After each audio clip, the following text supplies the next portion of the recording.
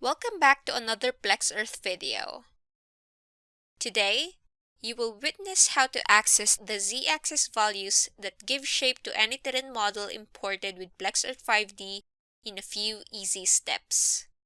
First things first, make sure that the drawing has been georeferenced. More information about this process can be found on our website.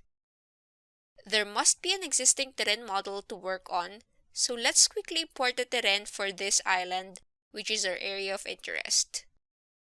First, click on the Import Terrain button from the Plex Earth 5D ribbon.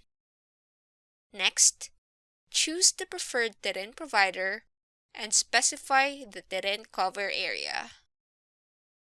We will do that in the drawing and by selecting this polyline that outlines our project area. After just a few seconds, a dynamic terrain is now available in our CAD workspace. Now that we have a terrain model, we can view the z-coordinate of any given point on it by performing a surface inquiry. In order to do so, click the Inquiry button from the Terrain Editor. Next, we will be prompted to specify a point on the terrain model with our mouse cursor. Pick any point on the terrain model by left-clicking on it, and after it is done, the Terrain Manager will show all the information about the point specified.